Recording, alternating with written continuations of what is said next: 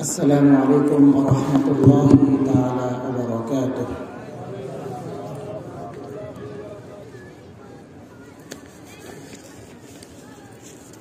إن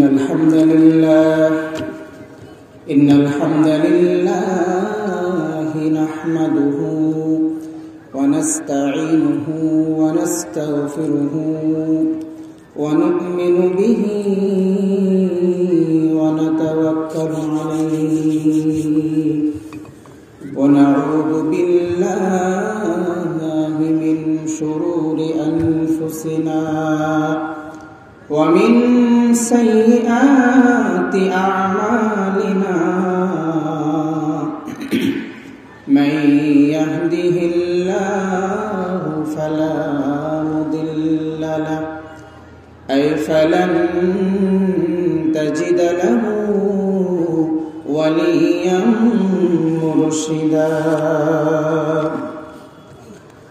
أما بعد فقد قال الله تعالى في كلامه المجيد وفي فرقان الحميد: أعوذ بالله من الشيطان الرجيم. بسم الله الرحمن الرحيم.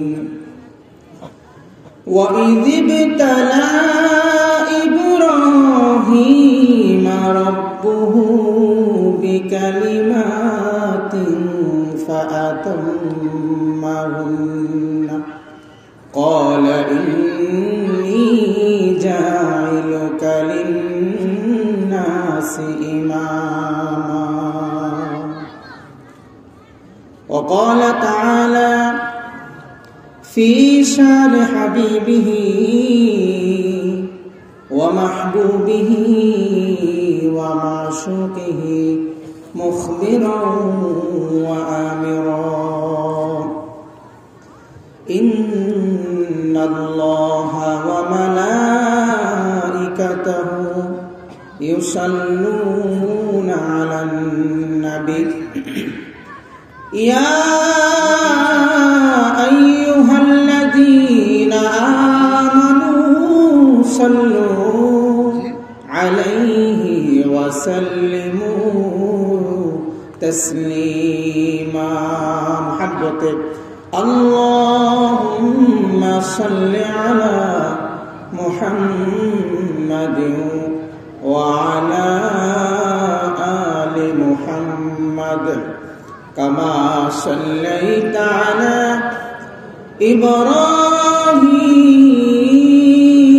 إبراهيم وعلى آل إبراهيم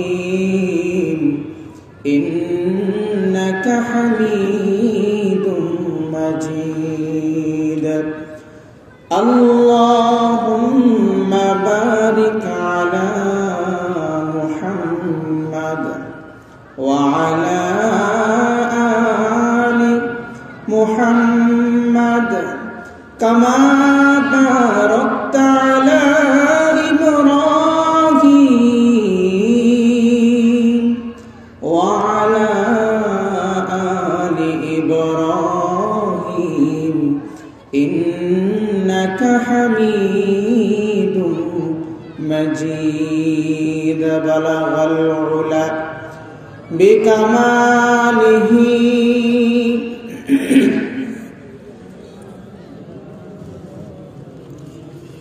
حسنت جميع خصاله صلوا عليه وآله। رسول আমার ভালোবাসা, রসুল আমার আলো আশা, রসুল আমার প্রেম বিরহের মূল আলোচনা,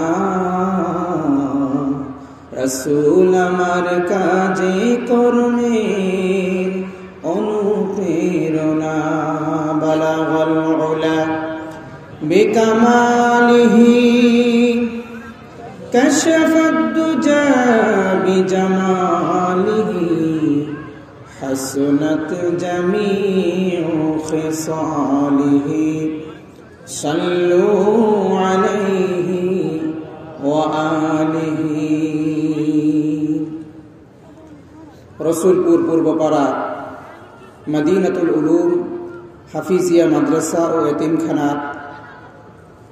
হাফেজ ছাত্রদের পাগড়ি প্রদান উপলক্ষে অষ্টম বার্ষিক ইসলাহি মাহফিল।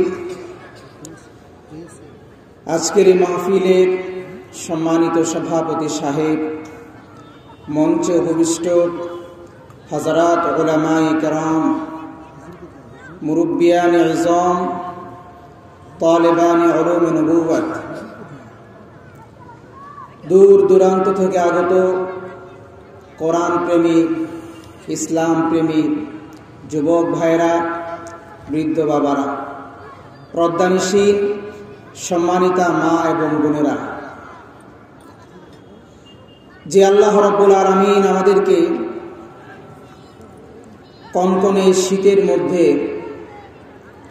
কোরআনের হাদিসের বাগানে উলামায়ে কেরামের মজলিসে কোরআনের দুটি কথা শোনার জন্য, হাদিসের দুটি কথা শোনার জন্য যে আল্লাহ রাব্বুল আলামিন আমাদেরকে এই প্যান্ডেলের ভেতর নিয়ে এসেছেন, আসুন আলোচনার শুরুতে সে আল্লাহ রাব্বুল আলামিনকে স্পেশালি একটা থ্যাঙ্কস জানাই।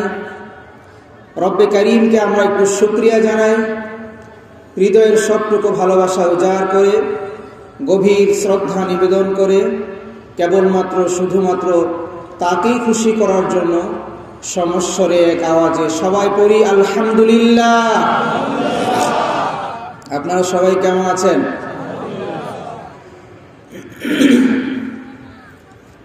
ভালো থাকার কথা, কোরআনের মজলিসে বসলে ভালো না থেকে কি আর পারা যায়? ঠিক না?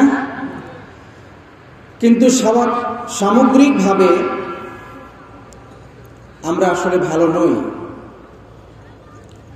যেইভাবে ভালো থাকার কথা ছিল আল্লাহর এই জমিনে, সেইভাবে সামগ্রিকভাবে কিন্তু আমরা ভালো নই। পত্রিকার পাতাগুলো খুললেই আমাদের সামনে বিভৎস চেহারাগুলো ভেসে ওঠে। আজকের এই মাহফিলটা একটি মাদ্রাসার উদ্যোগে আয়োজিত। এই মাদ্রাসাগুলোতে কোরআনে কারিমের তেলাওয়াত হয়, হাদিসের পাঠ হয়, মাসলা মাসাইল শেখানো হয়, অর্থাৎ দ্বীন ও ইসলাম, দ্বীন ও শরীয়তকে শেখানো হয়। কিভাবে দুনিয়ার জীবনে মানুষের সাথে চলাফেরা করতে হবে, কিভাবে বড়দের শ্রদ্ধা করতে হয়, ছোটদের কিভাবে স্নেহ করতে হয়, পিতামাতার সাথে আদবটা কেমন হবে, উস্তাদদের সাথে আদবটা কেমন হবে, মুরব্বীদের সাথে ব্যবহারটা তার কেমন হবে, দুনিয়ার জীবনে চলতে গেলে সামাজিক আচার আচরণ কেমন হবে, এই সব কিছুই আমাদের এই মাদ্রাসাগুলোতে শেখানো হয়। সেই সাথে মৌলিক যে বিষয়টা শেখানো হয়, দুনিয়ার এই জীবন থেকে পৃথিবীতে কোনো মানুষই এই দুনিয়াতে চিরদিনের জন্য যেহেতু আসে না, একটা জায়গায় আমাদের শেষ পর্যন্ত চলে যেতে হয়, আর সেই জায়গাটি হলো কবরের জগৎ, আখেরাতের জগৎ, পরকালীন জগৎ। সেই জগতের জন্য কিছু পুঁজি সংগ্রহ করে নিয়ে যাওয়ার কি মাধ্যম, এই মাধ্যমগুলো আমাদের এই মাদ্রাসাগুলোতে শেখানো হয়। জাগতিক পড়াশোনায় সব শেখানো হয়, কিন্তু অনন্ত অসীমকালের যাত্রা আপনি কি নিয়ে রওনা করলেন, এটাই শেখানো হয় না। বলবেন যে হুজুর আপনি জানেন কেমন করে? আপনাদের দোয়ায় জাগতিক শিক্ষার সর্বোচ্চ শিক্ষা পর্যন্ত আল্লাহ আমাদেরকে ঘুরিয়েছেন। কলেজ, ইউনিভার্সিটি, অনার্স, মাস্টার্স এগুলো সব আল্লাহ করিয়েছেন। আমি মাদ্রাসাগুলোতে যা পেয়েছি, দ্বীন এবং দুনিয়া দুনিয়ার পাশাপাশি আমি দ্বীনকে পেয়েছি, আল্লাহকে চেনা, রবকে চেনা, দুনিয়ার জীবনে সুন্দরভাবে চলা, আখিরাতের জীবনটাকে সুসুন্দর করার জন্য যা প্রস্তুতি নেওয়া দরকার, এ সবগুলো আমি শিখেছি মাদ্রাসা শিখে। আর শুধুমাত্র জাগতিক শিক্ষা, যেটা স্কুল, কলেজ, ইউনিভার্সিটি, দুনিয়া চলার জন্য যথেষ্ট পরিমাণ শিক্ষা হয়তো দেওয়া হয়, কিন্তু অনন্ত অসীমকালের যাত্রায় আপনি কি নিয়ে যাবেন, সেই যাত্রার পুঁজি কিন্তু আপনাকে সংগ্রহ করানো হয় না।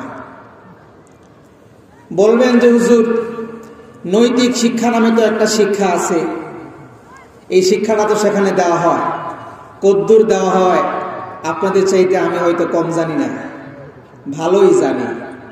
ভাইরা আমার, নৈতিক শিক্ষা এতটুকুই দেওয়া হয় যতটুকু শিখলে পরে আনুষ্কা আর দিহানের মতন বিভৎস রূপ আমাদের সামনে আজকে ফুটে ওঠে।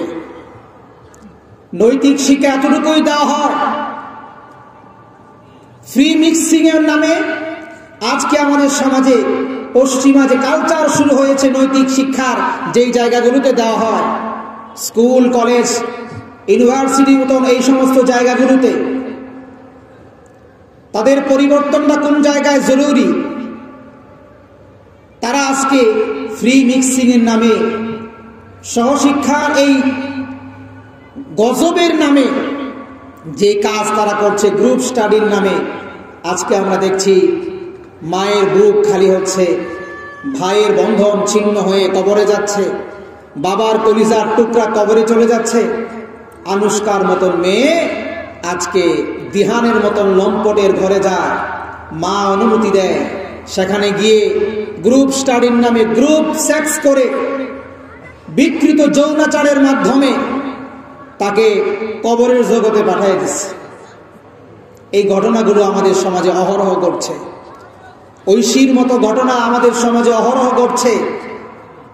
বলতে পারবেন মাদ্রাসার কোনো ছেলে, মাদ্রাসার কোনো তালিবুল ইলম, মাদ্রাসার কোনো ছাত্র যে পরিপূর্ণভাবে দ্বীন শিখেছে, হাফিজ কোরআন হয়েছে, আলেম হয়েছে, কামিল পাশ করেছে, ভালো কামিল পাশ করেছে, ভালো দাওরায়ে হাদিস পাশ করেছে, ভালো হাফেজ হয়েছে, এমন কোনো ছেলে, এমন কোনো সন্তান বাবা মারে গালি দেয়, এমন পাওয়া দুষ্কর, ঠিক কি না? বাবা মারে গালি দেয় এমন পাওয়া দুষ্কর। খারাপ কাজ, অনৈতিক কাজ তো অনেক দূরের কথা। প্রিয় ভাইরা আমার, বোঝার বিষয় হলো আপনারা গ্রামের মানুষ, অনেক কিছুই খবর আপনাদের কাছে নাই।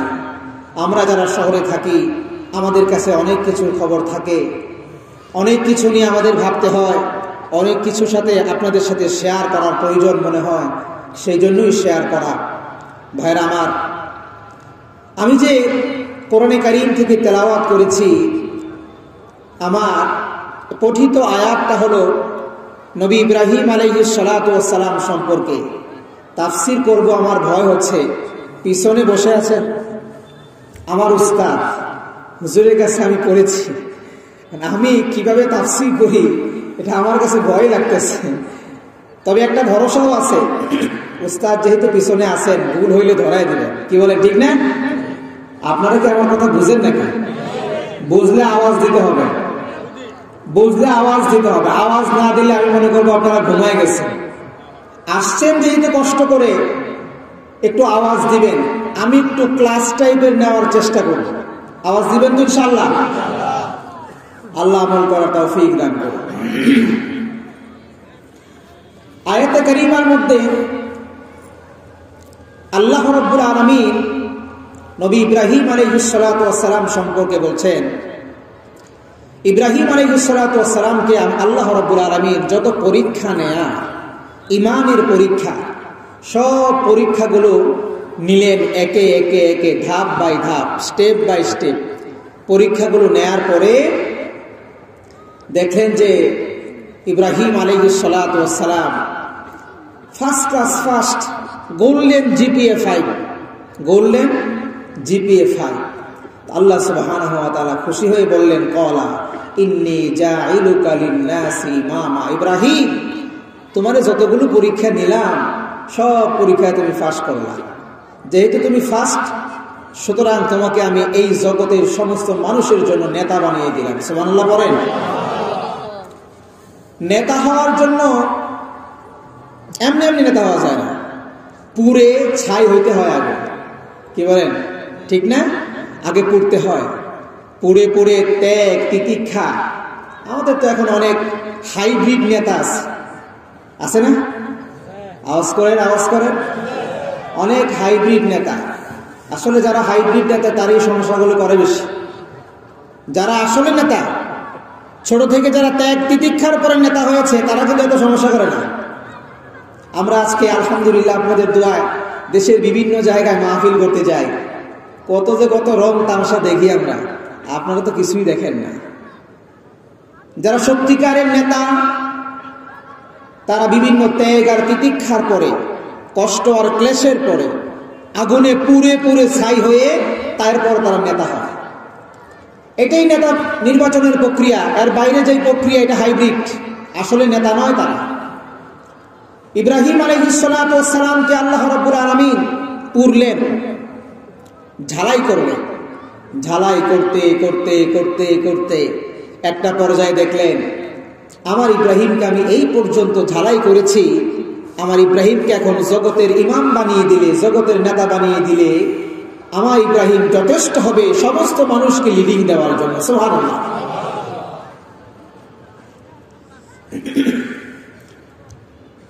আল্লাহ রাব্বুল আলামিন ইব্রাহিম আলাইহিস সালাতু ওয়াস সালামকে জগতের নেতা বানাবেন, এই জন্য আল্লাহ রাব্বুল আলামিন ইব্রাহিম আলাইহিস সালাতু ওয়াস সালামকে পরীক্ষা নিলেন। পরীক্ষার পর পরীক্ষা নিলেন। ইব্রাহিম যখন ছোট, ইব্রাহিম যখন ছোট, আল্লাহ রাব্বুল আলামিন জগতে তারে এমন ঘরে জন্ম দিলেন, আপনি আর আমি তো মিয়া মুসলমানের ঘরে জন্ম পেলাম।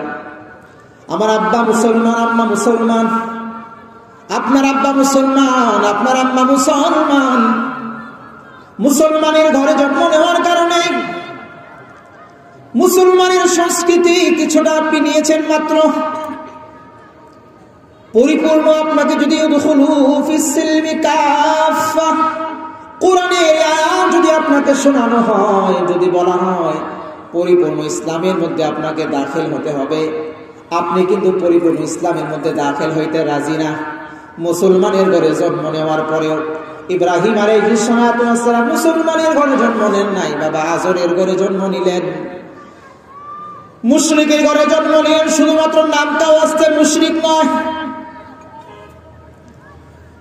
শুধুমাত্র নামটাও আসতে মুশরিক নয়।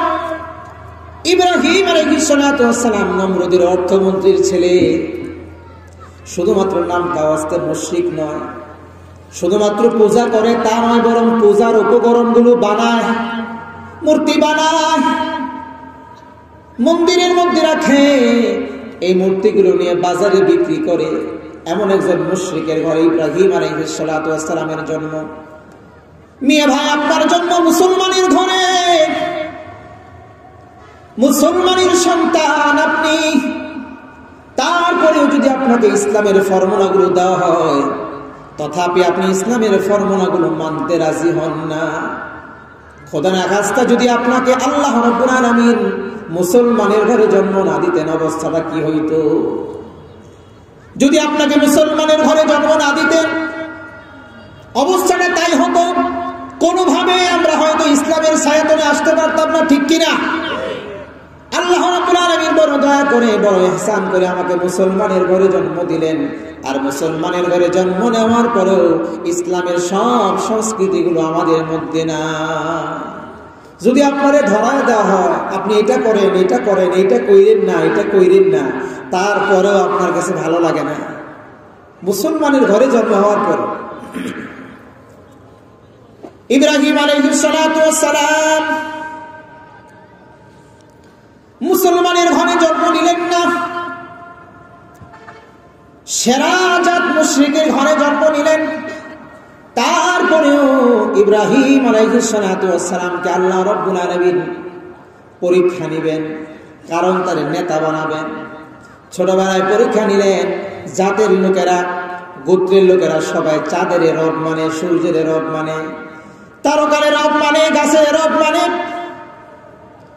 মাছের রব মানে, নিজের হাতে তৈরি করে মূর্তির রব মানে। ইব্রাহিম আলাইহিস সালাম দেখেন না, নিজের হাতে তৈরি খাইতে পারে না, পড়তে পারে না, নাকের ডগায় মাছি বসলে চড়াইতে পারে না, এর আবার রব মানে কেমনে? এতে রব হওয়ার যোগ্য না। যেই চাঁদ আকাশে উঠে আবার অস্তমিত যায়, যেই তারকা রাতের বেলা উঠে দিনের বেলা দেখা যায় না, যে সূর্য সকালবেলা উঠে আবার সন্ধ্যেবেলা অস্ত যায়, এইগুলো আমার রব হইতে পারে না। তারপরেও জাতের লোকদেরকে বোঝানোর জন্য, গোত্রের লোকদেরকে বোঝানোর জন্য ইব্রাহিম আলাইহিস সালাম কোরআন প্রমাণ করছে। সন্ধ্যেবেলা তারকা রাজির দিকে তাকিয়ে বলে, ও আমার গোত্রের লোকেরা, শোনো শোনো শোনো, এই যে সুন্দর একটা তারকা দেখা যায়, তোমরা তো তার রব মানো, আচ্ছা সে মনে হয় আমার রব হয়ে যাবে। কিছুক্ষণ পরে সন্ধ্যে তারা যখন ভ্যানিশ হয়ে গেল, আকাশের মধ্যে যখন পূর্ণিমার চাঁদ উদিত হলো, পূর্ণিমার চাঁদ উদিত হওয়ার পরে ইব্রাহিম আলাইহিস সালাম বলে, দেখো তো দেখি, ওই যে সন্ধ্যে তারা ছিল, ওই সন্ধ্যে তারা থেকে পূর্ণিমার চাঁদ কত সুন্দর দেখা যায়। যেহেতু সন্ধ্যে তারা থেকে পূর্ণিমার চাঁদ সুন্দর, তার চাইতে আলো বেশি, সুতরাং সন্ধ্যে তারা নয়, ওই যে পূর্ণিমার চাঁদ, এটা মনে হয় হাদা রব্বি, এটা আমার রব হয়ে যেতে পারে। আসলে তো তার রব না, জাতির লোকদেরকে বোঝাচ্ছেন তিনি। সন্ধ্যে শেষ হয়ে রাত যখন শেষ হয়ে গেল, সকালবেলা যখন সূর্য পূর্ব দিগন্তে যখন উঁকি মারল, বিশাল একটা সূর্য, যেই রাতের বেলা যখন চাঁদ উদিত হলো, সব জায়গায় আলো পৌঁছায় না। ঘরের মধ্যে যদি আপনি কপাট লাগিয়ে দেন, খিল যদি লাগিয়ে দেন, আপনি যদি দরজা লাগিয়ে দেন, চাঁদের আলো কিন্তু ঘরের ভেতরে প্রবেশ করে না, ঠিক কিনা? কিন্তু সূর্যের আলো এমন আলো, আপনি যতই অন্ধকারে থাকেন না কেন, যদি সূর্য আকাশে উদিত হয়, যতই খিল লাগান না কেন, আপনার ঘরের ভিতরে একটা আলো পৌঁছায়, যে আলোটাকে আমরা দিনের আলো বলি। কথা বলেন ঠিক কিনা? পূর্ব দিগন্তে যখন সূর্যি মামা উদিত হলো, সূর্যি মামা উদিত হওয়ার পরে ইব্রাহিম আলাইহিস সালাম ডাক দিয়ে বলেন, ও আমার গোত্রের লোকেরা, দেখো দেখো দেখো, সন্ধ্যেবেলা সন্ধ্যে তারা ছিল, তার চাইতে বড় ছিল পূর্ণিমার চাঁদ, আর পূর্ণিমার চাঁদের চাইতে এই দেখো সকালবেলা কত সুন্দর একটা সূর্য উঠছে। তাহলে পূর্ণিমার চাঁদও ফেল, পূর্ণিমার চাঁদ আমার রব হবে না। যদি রব হয় তাহলে সূর্য হয়ে যেতে পারে। কোন রকম ভাবে সকালটা শেষ হলো, দিনটা শেষ হলো, আবার সন্ধ্যেবেলা যখন এই সূর্যটা অস্তমিত হয়ে গেল, গোত্রের লোকদেরকে ডাক দিয়ে বলে, দেখো তো দেখি, এই যে সূর্য সকালবেলা উঠেছিল, এই সূর্য এখন গেল কোথায়? সূর্য তো দেখি নাই, সূর্য শেষ হয়ে গেল। যেটা আসে আবার যায়, সেইটা আবার মানুষের রব হয় কেমনে? সুতরাং শোনো, ভালো করে শোনো, সন্ধ্যে তারা আমার রব না, পূর্ণিমার চাঁদ আমার রব না।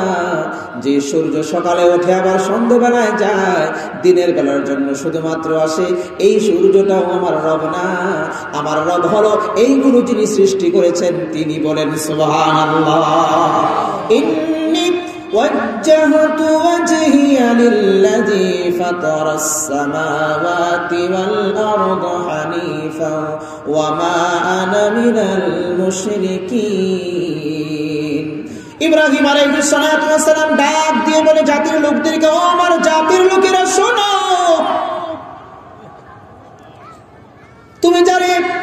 তোমরা যারা রব মানো, আসলে সে তো আমার রব নয়, বরং এই চন্দ্র, এই সূর্য, এই তারকারাজি, নবমণ্ডল, ভূমণ্ডল, পৃথিবীতে যা কিছু দেখতে পাও আর যা কিছু দেখতে না পাও, এই সব জিনিস সৃষ্টি করলেন তিনি আমার রব। শোনো শোনো শোনো, তোমরা মুশরিক, তোমরা মুশরিক, আমি জানি রব মানি, তোমরা কিন্তু সেই রবের স্বীকার করো না। সেই রবের সাথে গাছের রব মানো, মাছের রব মানো, চন্দ্রের রব মানো, সূর্যের রব মানো, সন্ধ্যের রব মানো। আমি কিন্তু এই সব থেকে পাপ, আমি কিন্তু এই সবগুলো থেকে মুক্ত। আমি কিন্তু মুশরিক নই, আমি কিন্তু মুশরিকদের অন্তর্ভুক্ত নই। সুবহানাল্লাহ। আমাদের রবকে আওয়াজ করে বলেন, আমাদের রবকে। এই জন্য ইব্রাহিম আলাইহিস সালামের প্রথম পরীক্ষা ছিল রব চেনার পরীক্ষা, ঈমানের ঝালাইয়ের পরীক্ষা। আমরা আমাদের এই সময় কিন্তু অনেক রব চেনার পরীক্ষার মধ্যে আমরা পড়ে যাই। আমরা বলি আমাদের রব আল্লাহ, নামাজে যখন দাঁড়াই আমরা বলি ইয়াকা না'বুদু ওয়া ইয়াকা নাস্তাঈন, মালিক তোমার কাছে সাহায্য চাই আর তোমার কাছে সাহায্য চাইতে থাকবো। মালিক তোমার ইবাদত করি আর তোমার ইবাদত করতে থাকবো। ইয়াকা না'বুদু মুদারির সিগা, মাজি বর্তমান এবং ভবিষ্যতের অর্থ দেয়। মালিক তোমার ইবাদত করতেছি এবং করতে থাকবো। মালিক তোমার কাছে সাহায্য চাইতেছি আর সাহায্য চাইতে থাকবো। রবের স্বীকৃতি দিলাম নামাজের মধ্যে দাঁড়িয়ে কান পর্যন্ত হাত তুলে সারেন্ডার হয়ে মসজিদ থেকে বের হয়ে আমাদের সূত্র হলো সন্তান হয় না, মাজারে যাই। ব্যবসা প্রতিষ্ঠানের মধ্যে আমাদের অবস্থা ভালো না, ব্যবসা প্রতিষ্ঠানের মধ্যে আমাদের অবস্থা খারাপ হয়। এই জন্য আমরা আবার বাবার কাছে যাই, গিয়া বলি বাবা আমাদের ব্যবসা প্রতিষ্ঠানের মধ্যে বরকত হয় না, একটু বরকতের ব্যবস্থা করেন। নাউজুবিল্লাহ, আসতে বলেন। মাজারের মধ্যে গিয়ে বলি বাবা 20 বছর হয় না বিয়ে করলাম, সন্তান নাই, একটা সন্তান দেন। আর বাড়ি গিয়া নাউজুবিল্লাহ, বাড়ি গিয়া নাউজুবিল্লাহ বলতে গিয়ে আপনাদের লজ্জা লাগে নাকি? লজ্জা লাগে? এই অবস্থা নাই আমাদের সমাজে, নাই। নামাজে বললেনটা কি? ইয়াকা না'বুদু ওয়া ইয়াকা নাস্তাঈন, ইবাদত করি কেবলমাত্র তোমার, আর কারো করব না। সাহায্য চাই কেবলমাত্র তোমার, আর কারো কাছে সাহায্য চাইব না। বের হয়ে গিয়া রব কারে মানলাম? রবের সাথে আরো আরেকজনকে শরীক করে দিলাম। বাবাও বুঝি কিছু দিতে পারে, আরে বদনসিব, তুমি তোমার যেই বাবার কবরের উপরে মশারি টানাও, এই বাবা তো আজকে মরে পচে ছাই হয়ে গেছে, এই বাবার হাড্ডি পর্যন্ত খুঁজে পাওয়া যায় না। আর তোমার ঘরে আসল বাবা পড়ে আছে মশায় কামড়ায়, ঠিক কিনা? তোমার ঘরে আসল বাবা পড়ে আছে মশায় কামড়ায়, আসল বাবারে মশা তাড়ানোর জন্য মশারি কিনে দিতে পারো না। তোমার ঘরে মা পড়ে আছে ওষুধের জন্য অপেক্ষায়, অসুস্থতার মধ্যে পড়ে আছে, এই মারে কিছু দিতে পারো না। তুমি গিয়া কবরে দাও, তুমি গিয়া এখানে দাও, যেখানে দিলে ওই লোকের কোনো উপকার হয় না, বরং ধান্দাবাজদের উপকার হয়। যেই লোকটা কবরের মধ্যে পড়ে বসে গলে শেষ হয়ে গেছে, বলেন তো তার কি উপকার হবে? আপনি টাকা দিলে কোন উপকার হবে? এই মুসলমান, আপনি আমার কথা বুঝেন না? আওয়াজ করতে হবে তো। কোন উপকার হবে? কোন উপকার হবে? আপনার ঘরে বাবা মশায় কামড়া, এই আসল বাবার জন্মদাতার পিতারে আপনি সম্মান করলেন না, তারে মশারি কিনে দিলেন না। মিয়া ভাই, আপনি যেই জায়গায় মশারি কিনে দিলেন, এই বাবার কি মশা কামড়া? মশা কামড়া? তাহলে তারে হ্যাঁ মশারি টাকা দিলেন কেন? রিদর রব্বি রিদর ওয়ালিদাইন ওয়া সাখাতুর রব্বি সাখাতুল ওয়ালিদাইন। মিয়া ভাই, রব মানলেন আল্লাহকে, নামাজে গিয়ে বললেন রব আমার আল্লাহ, তোমার ইবাদত করি, তোমার বাইরে আর কারো ইবাদত করব না। বাবারে কি আপনি নামাজ থেকে বেরিয়ে গিয়ে ইবাদত করেন, সিজদা মারেন, সেখানে গিয়ে আপনি চুম্বন করেন, আঙ্গুল চুষেন, আঙ্গুল। আমাদের দেশে এমন পীর আছে আঙ্গুল চোষা, আহা মধু বেরোয়, মধু, গু বেরোয়, গু। কি বেরোয়? বছরে একদিনও গোসল করে না, ওইটার পানি দিয়া খিচুড়ি বাগা। বছরে নির্দিষ্ট দিনে একদিনে গোসল করে, ওইটার যা পানি, ময়লা পানি, ওই পানি দিয়ে গোসল করে আর তারপর পাকায় খাওয়া। আর মুসলমান কেমন মেজাজ খারাপ হয়েছে, মুসলমান ওই তাবারক খাওয়ার জন্য লাইন ধরে নাউজুবিল্লাহ বাড়ি দিয়া। আল্লাহ, যে কথা বলছিলাম, রিদার রব্বি রিদাল ওয়ালিদাইন, সাখাতুর রব্বি ওয়া সাখাতুল ওয়ালিদাইন। প্রিয় ভাই, আল্লাহর হাবিব সাল্লাল্লাহু আলাইহি ওয়াসাল্লাম বলছেন, পিতামাতার সন্তুষ্টি আল্লাহর সন্তুষ্টি, পিতামাতার অসন্তুষ্টি আল্লাহর অসন্তুষ্টি। কিসের আপনি বাবার কাছে যান? কিসের বাবার কাছে যান? আপনার পীর হলো আপনার বাবা, আপনার পীর হলো আপনার মা। আপনি আপনার বাবার পায়ের কাছে পড়ে থাকবেন। আপনার বাবা যতক্ষণ পর্যন্ত আপনাকে দোয়া দিবে না, ততক্ষণ পর্যন্ত আপনি উন্নতি সাধন করতে পারবেন না। ঠিক কিনা? কিসের বাবা? বাবা কিসের? এই ভণ্ডামি ছাড়েন।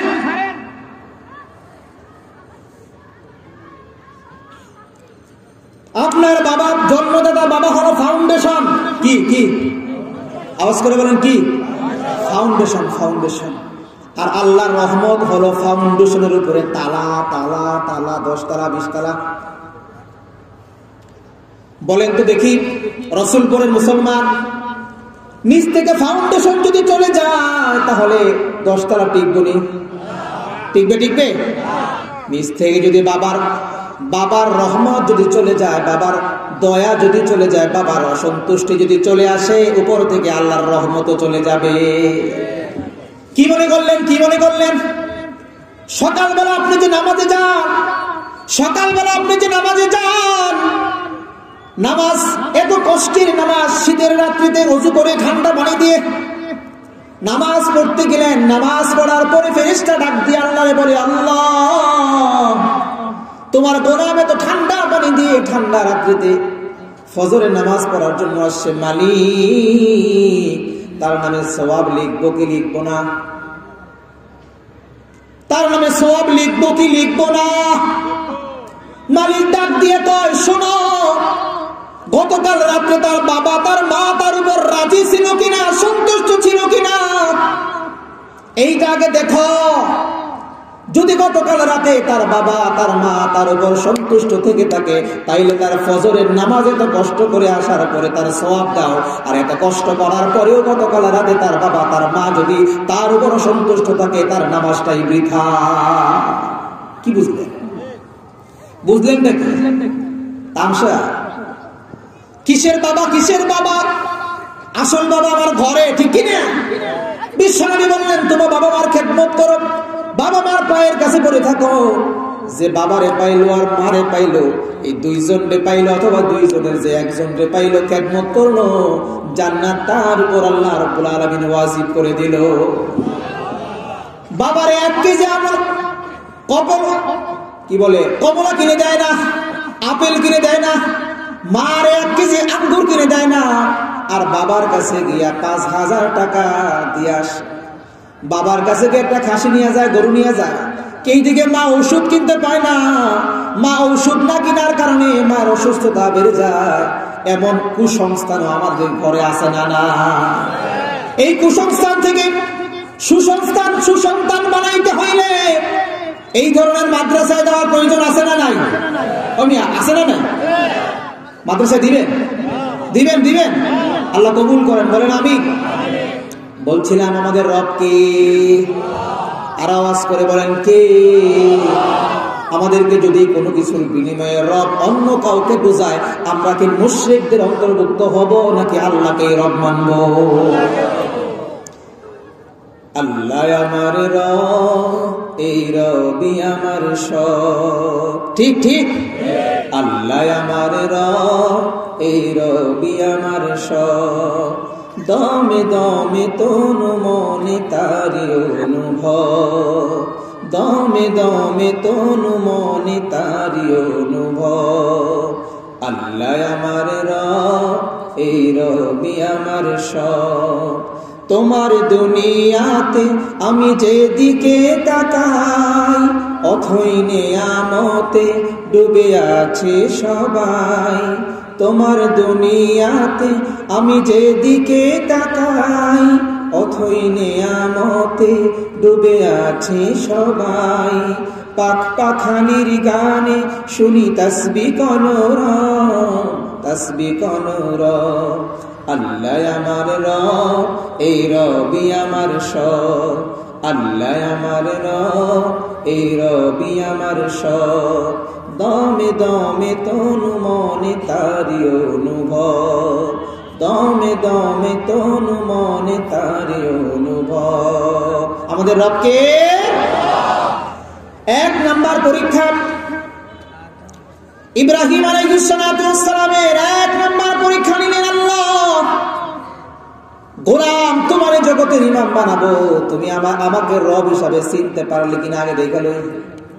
প্রথম পরীক্ষায় ফার্স্ট না ফেল? কেমন ফার্স্ট করলেন? First class first. শুধু কি ফার্স্ট ডিভিশনে ফার্স্ট মিয়া?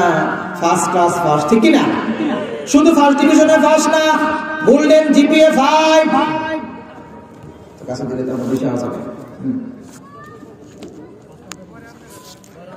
2 নাম্বার পরীক্ষা অগ্নি পরীক্ষা। কি পরীক্ষা? অগ্নি পরীক্ষা। ইব্রাহিম আলাইহিস সালাতু ওয়াস সালামকে আল্লাহ রাব্বুল আলামিন 2 নাম্বার পরীক্ষা নেবার চাইলেন। ইব্রাহিম আলাইহিস সালাতু ওয়াস সালামকে আল্লাহ রাব্বুল আলামিন 2 নাম্বার পরীক্ষা নিলেন, অগ্নি পরীক্ষা। আরে এত কাছে দিছি। 2 নাম্বার পরীক্ষা নিলেন, অগ্নি পরীক্ষা।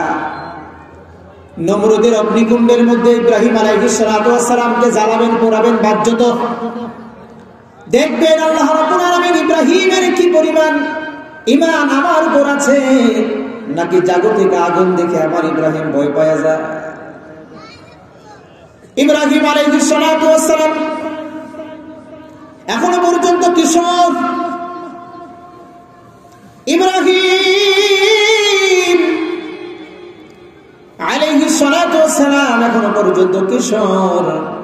বাবা আজর, সংক্ষেপে বাবা আজর মূর্তি পূজা করে, মূর্তি বানায়, মূর্তি বাজারে নিয়ে বিক্রি করে, মেলায় যায়। একদিন দিনের ঘটনা, ইব্রাহিম আলাইহিস সালাতু ওয়াস সালাম, ইব্রাহিম আলাইহিস সালাতু ওয়াস সালাম বাবা আজর ডাক দিয়ে ইব্রাহিমকে, ইব্রাহিম চলো চলো, আজকে আমরা মেলা অনুষ্ঠানের নিয়ন্ত্রণ করেছি, মেলায় যাব, চলো দেখি মেলার দিকে যাই। গোত্রে সব মানুষ মেলায় যাবে, চলো আমরা মেলায় যাই, আমরা মেলায় যাব। ইব্রাহিম আলাইহিস সালাতু ওয়াস সালাম দেখলেন মেলায় গিয়ে হবে নাকি, মূর্তির পূজা হবে, মূর্তি বিক্রি হবে, সব মূর্তি পুজো একসাথে হবে। ইব্রাহিম আলাইহিস সালাতু ওয়াস সালামের মনের মধ্যে কষ্ট, মনে বড় ব্যথা, মানসিকভাবে অসুস্থ। বাবার ডাক দিয়ে কয়, বাবা ক্বালা ইন্নী সাকিম, ও বাবা আমি তো অসুস্থ, মেলায় যাইতে পারবো না, আমি অসুস্থ।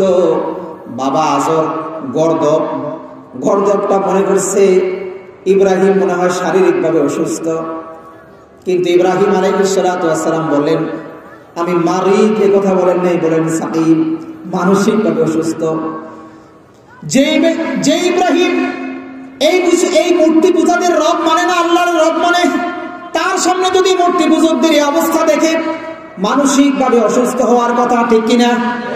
ইব্রাহিম আলাইহিস সালাতু ওয়াস সালাম মানসিকভাবে অসুস্থ হয়ে গেলেন, বাবারে জানায় দিলেন না আমি যাইতে পারবো না, বরং আমি অসুস্থ। বাবা মনে করলো ইব্রাহিম মনে হয় অসুস্থ, তাহলে থাক থাক। ইব্রাহিম আলাইহিস সালাতু ওয়াস সালাম রইলেন, আর গোত্রের সব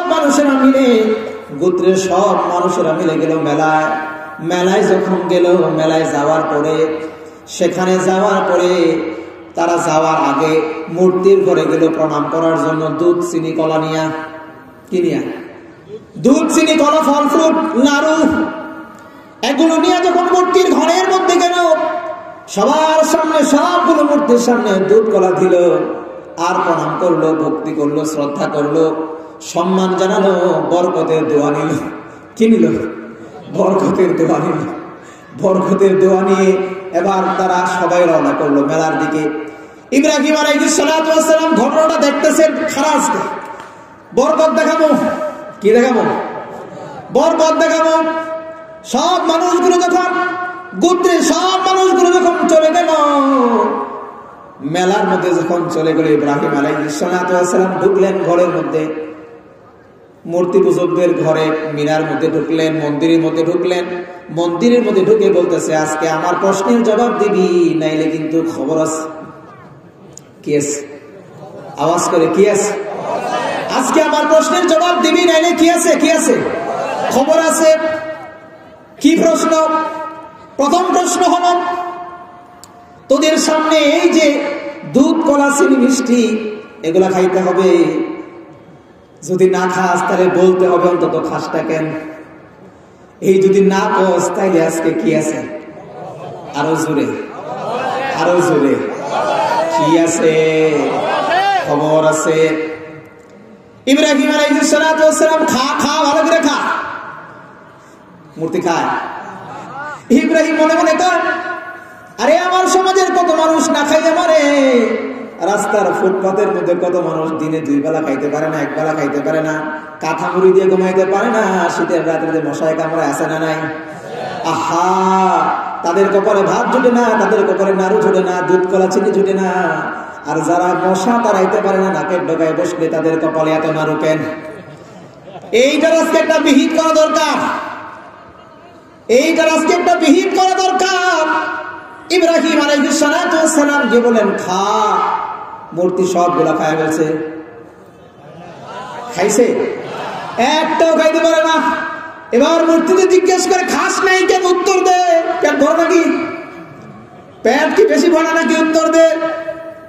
জবাবও দিতে পারে না, কথাও চলে না, খাবারও চলে না। ইব্রাহিম কো মেজাজ গরম। বলছিলাম আগে, হয়তো খাইতে হবে, না উত্তর দিতে হবে, নাইলে জানি কি আছে? খবর আছে। কোরআন একটা নিলেন, কোরআন নিয়ে মোটামুটি সাইজ করা শুরু করে দিলেন। সুন্নত তরিকার সাইজ, ডান দিক থেকে শুরু হলো সাইজ।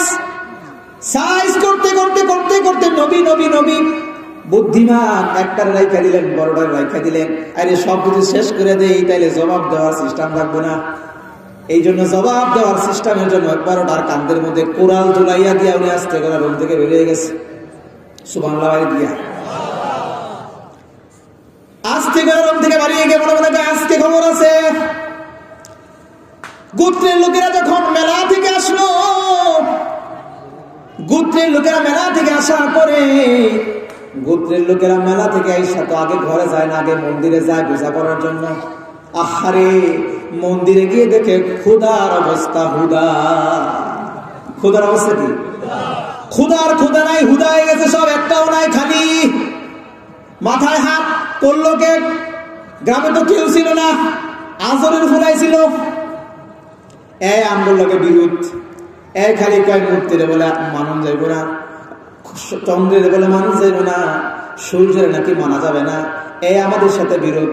ঘটনা যদি ঘটাইয়া থাকে, এই ঘটাইছে, আর কেউ ঘটাই নাই। কিন্তু ভিন্ন রকম ঘটনা কোরআন দেখা যায় বর্ডার কান্দে।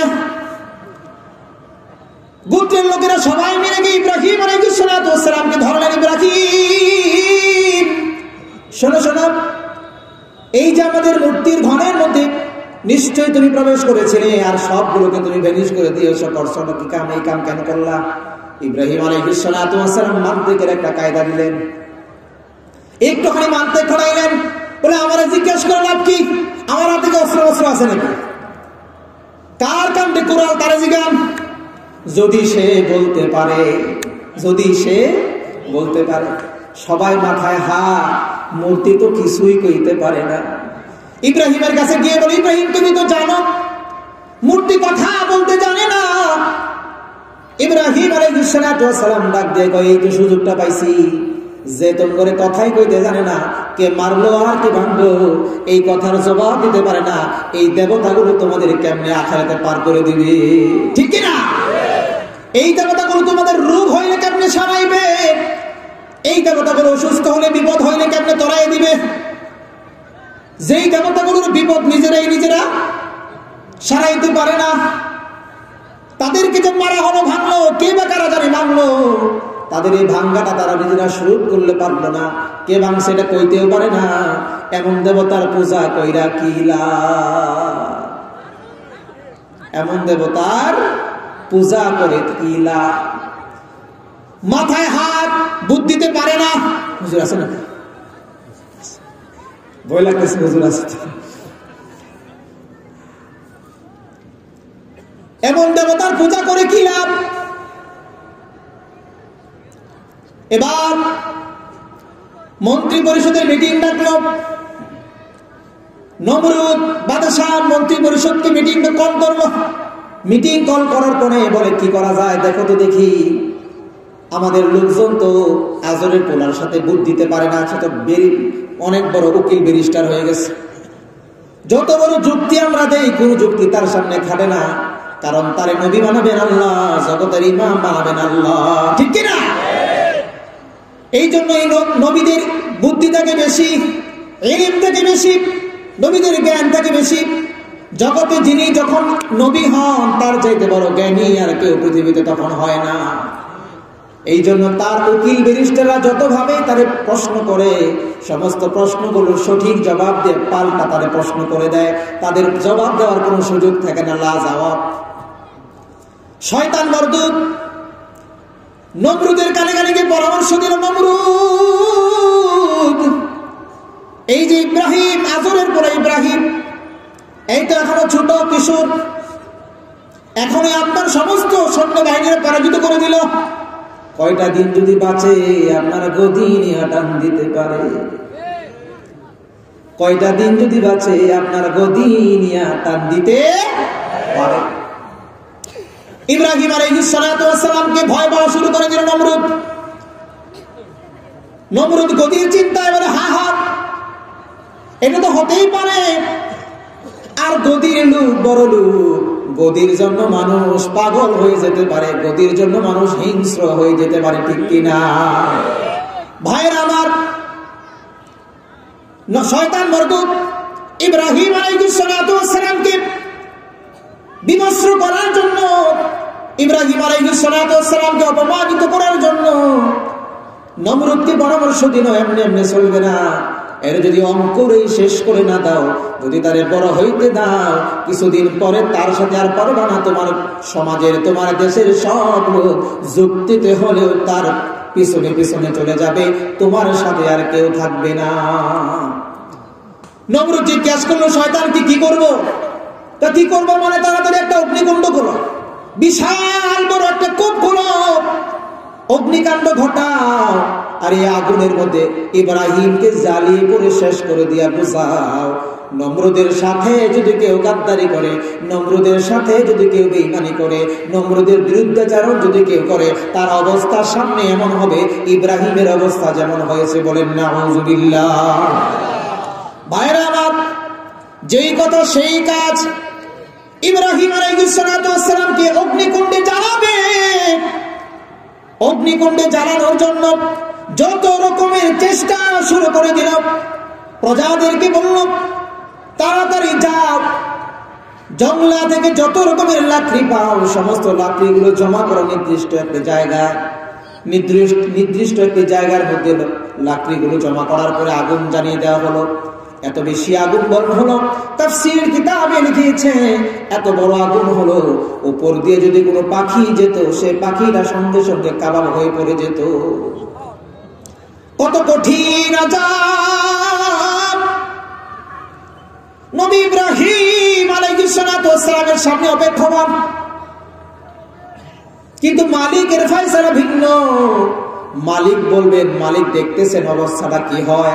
আমার ইব্রাহিম আমারে ভয় পায় নাকি আগুন রে ভয় পায়? আমি তো আমার ইব্রাহিম রে জগতের ইমাম বানাবো, নেতা বানাবো, এখন আমারে মানে নাকি আগুন রে ভয় পায়? আগুন করার পরে এবার ইব্রাহিম আলাইহিস সালাতু ওয়াস সালামকে আগুনের মধ্যে ফেলা হবে। শয়তান নমরুদকে আবার পরামর্শ দিল, এইভাবে যদি তার পোশাক পরিচ্ছদ নিয়ে যদি আগুনের মধ্যে ফেলা হয়, পোশাক নিয়ে ফেললে ইব্রাহিমের লজ্জিত বেশি হয় না, অপমান বেশি হয় না, বরং পোশাকটা খুলে ইব্রাহিমকে আগুনের মধ্যে ফেলা হোক। নমরুদের কাছে পরামর্শটা বড় ভালো লাগলো। নমরুদ চিন্তা করে ডাক দিল, আসরকে আসর, শুরু থেকে নিয়ে শেষ পর্যন্ত তুমি তোমার সন্তানের জন্য যত রকমের সহযোগিতা আমাকে করেছো, শেষ সহযোগিতাটাও তোমার করা লাগবে। আজর ডাক দিয়ে বলে, কি সহযোগিতা? বলে, সহযোগিতাটা হলো এই যে ইব্রাহিমের গায়ে জামা কাপড়, এই জামা কাপড় আমি দেখতে চাই না, বরং জামা কাপড় খুলে বিবস্ত্র করে উলঙ্গ করে তার আগুনের মধ্যে ফালা। ভাইরা আমার, ইব্রাহিম আলাইহিস সালাতু ওয়াস সালামের জামা খোলার জন্য বাবা আজর যখন টান দিল, ইব্রাহিম ডাক দিয়ে বলে, বাবা, সন্তান যখন বিপদের মধ্যে পড়ে গো, তখন সবার আগে বাবা কিন্তু এগিয়ে আসে।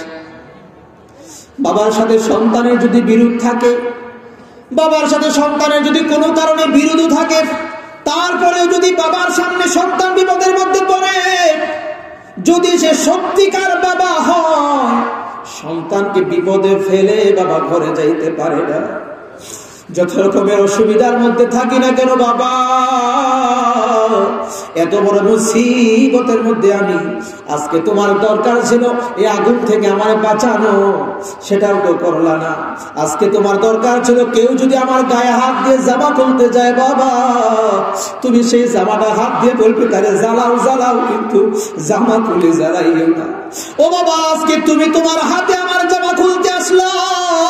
আর সেই মালিক আল্লাহ ডাক দিয়ে বলে, ও জিবরাইল, যা জান্নাত থেকে এক জোড়া কাপড় নিয়ে আমার খলিলের গায়ের মধ্যে জড়াইয়া দে। সুবহানাল্লাহ। যা যা যা, আমার ইব্রাহিমকে আমি উলঙ্গ দেখতে চাই না। জগতের মানুষের সামনে আমার ইব্রাহিমকে বিবস্ত্র হবে, এটা আল্লাহ চাই না। যখন জামা খোলা হবে, জামা খুলতে দেরি, জান্নাতে পোশাক পরতে দেরি নাই। সুবহানাল্লাহ। এই জন্য কিয়ামতের ময়দানে আল্লাহ রাব্বুল আলামিন সব মানুষগুলোকে উলঙ্গ উঠাবেন। কি উঠাবেন? সবাই উলঙ্গ, আপনি উলঙ্গ, মৌলভী সাহেব উলঙ্গ, সব উলঙ্গ, সব নবীরা উলঙ্গ। আম্মা জান আয়েশা সিদ্দিকা রাদিয়াল্লাহু তাআলা আনহা জিজ্ঞাসা করেছিলেন, নবী গো, পুরুষরা উলঙ্গ, মহিলারা উলঙ্গ, উম্মাহাতুল মুমিনিন আমরাও কি উলঙ্গ? লজ্জা হবে না? ও নবী, লজ্জা হবে না? এই যে উলঙ্গ অবস্থায় এত কোটি কোটি মানুষের সামনে, এটা কেমনে সম্ভব? রাসূল করিম সাল্লাল্লাহু আলাইহি ওয়াসাল্লাম বলেছেন, আয়েশা রে, লজ্জার কথা বলো তুমি। মানুষ কিয়ামতের ময়দানে নিজের পেরেশানির জন্য এমন অবস্থা হবে, এক একজন তো আঙ্গুল চিবায় চিবায় খাইতে খাইতে খাইতে খাইতে কোন পর্যন্ত খায় ফেলবে।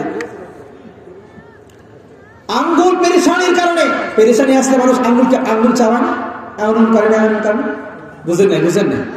আপনাদের এলাকায় করে না? করে? আপনাদের এলাকায় করে? তো পেরেশানি আসলে, মানুষের চিন্তা হলে অনর্থকী মানুষ আঙ্গুল কামড়ায়, কিরে কিরে কি করি কি করি, এরকম করে না? তো কিয়ামতের ময়দানে 50,000 বছর যখন মানুষ এভাবে দাঁড়ায় থাকবে, বিপদের কঠিন বিপদের সম্মুখীন মানুষ, আঙ্গুল খালি কামড়াবে না, আঙ্গুল কামড়াইতে কামড়াতে খায়া ফেলবে, আঙ্গুল খেয়ে কোনোই পর্যন্ত খেয়ে ফেলবে। মানুষের চিন্তাও হবে না, বোধ শক্তি জাগ্রত হবে না, সে কি করছে। আয়েশা, এই কঠিন মুসিবতের সময় মানুষ তো তার নিজের হিসাব নিয়ে ইয়ানাফসি করবে। তোমার আমার এই মানুষ জগতের মানুষের লজ্জাস্থান দেখার সময় কোথায় দাঁড়িয়ে গেল? সেই সময়ও কিন্তু আল্লাহ তাআলা সবার আগে জারের পোশাক পরাবেন ইব্রাহিম আলাইহিস সালাতু ওয়াস সালাম। সুবহানাল্লাহ পড়ে। ইব্রাহিম আলাইহিস সালাতু ওয়াস সালামকে আল্লাহ তাআলা সবার আগে পোশাক পরিয়ে দিবেন জান্নাতে কিয়ামতের ময়দানে। তো ইব্রাহিম আলাইহিস সালাতু ওয়াস সালামকে ফেলা হলো আগুনের মধ্যে। নমরুদ কয়, শেষ, বেঁচে গেলাম, গদির চিন্তা থেকে বেঁচে গেলাম, গদির চিন্তা থেকে বেঁচে গেলাম। সঙ্গে সঙ্গে জিবরাইল কয়, ও নবী ইব্রাহিম, ইব্রাহিম, এই অবস্থানটা কিন্তু আমার কাছে ভালো লাগতেছে না, আপনি খালি একবার আদেশ করেন, শেষ করে দেই, আগুনটারে পানি বানিয়ে দেই, ফুলের বাগান বানিয়ে দেই, আগুনটারে নিবাই দেই, আমাদের কাছে বলেন। ইব্রাহিম বলছিল, এই ঘটনা যে ঘটতেছে এটাকে আরশের মালিক দেখে কিনা? আপনাদের বিশ্বাস নাই? দেখে কিনা? দেখে কিনা? মাথায় বললে হবে না, আওয়াজ করে বলতে হবে, দেখে কিনা? ইব্রাহিম ডাক দিয়ে বললেন, যদি আরশের মালিক দেখে তবে আমার আর তোমার কোনো সাহায্যের প্রয়োজন নাই, আমি আমার রব আরশের মালিকের কাছে সব সুপর্দ করে দিলাম। সুবহানাল্লাহ। নমরুদ বলেছিল, যদি আমার এখনো পর্যন্ত মেনে নাও তাহলে তোমার এই কঠিন বিপদ থেকে আমি বাঁচাইয়া দিব। বলেন তো এই ঈমানের পরীক্ষায় ইব্রাহিম আলাইহিস সালাতু ওয়াস সালাম ফার্স্ট ক্লাস ফার্স্ট হইলেন নাকি ফেল মারলেন? শুধু ফার্স্ট ক্লাস ফার্স্ট নয়, গোল্ডেন জিপিএ 5, ঠিক কিনা? Global award. এখন যদি কি জানি দেয়, একটা পুরস্কার দেয় না, কি দেয়, কি জানি একটা পুরস্কার দেয়, বিশ্বের মধ্যে একটা জিনিস এসে ফার্স্ট হয়ে গেলে নোবেল প্রাইজ। হ্যাঁ, ঢুকে যাবো। আচ্ছা, নোবেল প্রাইজ, নোবেল প্রাইজ। যদি তখনকার সময় নোবেল প্রাইজ থাকতো, এই বিষয়ে নোবেল প্রাইজটা আগে পাইতো কে? ইব্রাহিম আলাইহিস সালাতু ওয়াস সালাম। বললেন, যদি এই মুহূর্তে আমাকে মাইনে নাও, ঈমান তুমি ছেড়ে দাও আল্লাহর প্রতি থেকে, আল্লাহর উপর থেকে, তাহলে মাফ করে দিব, এই অবস্থান থেকে তোমার পরিত্রাণ দিয়ে দিব। ইব্রাহিম বললেন, না, সম্ভব না, আমি আমার রব একজনই মানছি। তিনি কে? ঈমানের পথে অবিচল থেকে আমার মরণ যেন হয়। বলেন আমিন। ঈমানের পথে অবিচল থেকে আমার মরণ যেন হয়। এটাকে আপনাদের চাওয়া? পুতাই নাকি? এই রাসূল করে মানুষ পুতাই নাকি? কথা কয় নাকি? এমন মানুষ তো আর দেখি। আপনাকে চাওয়া, আপনাকে চাওয়া, আপনারা চান ঈমানের সাথে মরতে? কারা কারা চান? দুই হাত তুলে আল্লাহকে দেখান, দেখান, দেখান। এমন এমন করেন, এমন এমন করেন, এমন এমন করেন। নামান, নামান, নামান। ঘুম ভাঙছে? এবার উত্তর দিবেন। আপনাদের চাওয়া ঈমানের সাথে মরা? ঈমানের পথে অবিচল থেকে আমার মরণ যেন হয়। ঈমানের পথে অবিচল থেকে আমার মরণ যেন হয়। তোমারই কাছে মিনতি আমার, তোমারই কাছে মিনতি আমার, মহামহিম দয়াময়। ঈমানের পথে অবিচল থেকে আমার মরণ যেন হয়। বলেন আল্লাহুম্মা আমিন। তাহলে 2 নাম্বার পরীক্ষা কি? অগ্নিকুণ্ডের পরীক্ষা। এই পরীক্ষা ইব্রাহিম আলাইহিস সালাতু ওয়াস সালাম ঈমানের পরীক্ষা পাস না ফেল? আজকা বলবেন যে হুজুর, পুরুষ তো ইব্রাহিম আলাইহিস সালাম এই জন্য পাস করছে। ইব্রাহিম আলাইহিস সালাম কি পুরুষ ছিলেন, এই জন্য পাস করছে, মহিলা হইলে ফেল করতো। হ্যাঁ, মহিলাদের দৃষ্টান্ত আছে না ঈমানের পরীক্ষা? হযরতে আসিয়া, হযরতে আসিয়া কার ঘরে ছিল? ফেরাউনের ঘরে। কার ঘরে? ফেরাউনের ঘরে ছিল। এই ফেরাউনের ঘরে আসিয়া থাকার পরেও আল্লাহ রাব্বুল আলামিনের এই বান্দি কি পরিমাণ ঈমানের পরীক্ষা দিছে, কি পরিমাণ ঈমানের পরীক্ষা দিছে। ডাক দিয়ে কয়, ফেরাউন, এই আসিয়া, রব কিন্তু আমারই মানতে হবে, আমার দেশের সবাই আমার রব মানে, আর আমি ঘোষণা কিন্তু দিয়ে দিছি আনা রব্বুকুমুল আলা। নাউজুবিল্লাহ পড়েন। আমি ঘোষণা দিয়ে দিছি আনা রব্বুকুমুল আলা, সুতরাং আমারই রব মানতে হবে, সুদূর বুদুর চলবে না। কি চলবে না? বুঝে না, বুঝে না, কি চলবে না? সুদূর বুদুর চলবে না, অন্য কোনো বাইল বার্তা চলবে না, রব আমারই মানতে হবে, নাইলে খবর আছে। আসিয়া কয়, ও ফেরাউন, তুমি আমার স্বামী ঠিক আছে, তোমার কাছে আমার বিবাহ হয়েছে তাও ঠিক আছে, কিন্তু রব তোমারে মানি না। তুমি আমার খবর আছে যে বলে সংকেত দিতেছো, কত নম্বর সংকেত দিবা? 10 নম্বর, 12 নম্বর, 20 নম্বর? শেষ সংকেত কি? মেনে ফেলবা। শেষ সংকেত কি? আরে আমি মরতে রাজি, তারপরে ঈমানটা নিয়ে মরতে রাজি। সুবহানাল্লাহ পড়ে। হযরতে আসিয়াকে এই পরিমাণ মারা হলো,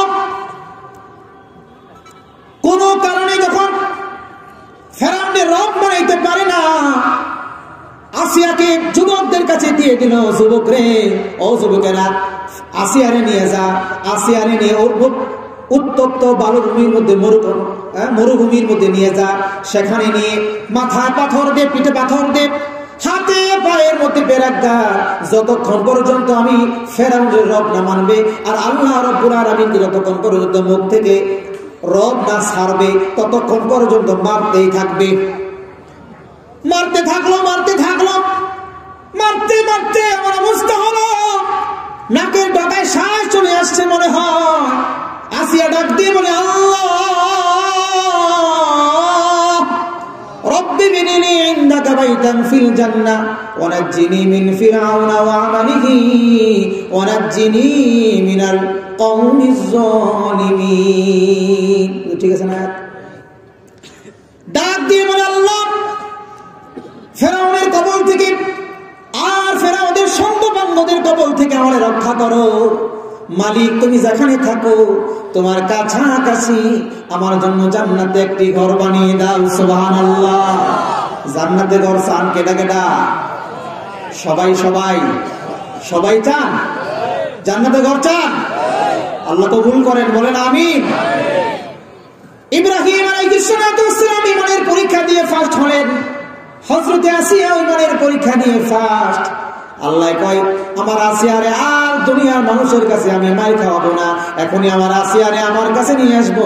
ওরে জিবরাইল যা, আসিয়ার জন্য যে ঘর আমি বানিয়েছি জান্নাতে, এই ঘরটা তার সামনে চোখের সামনে তুলে ধর, এটা দেখে দেখে যেন জান্নাতে চলে আসতে পারি।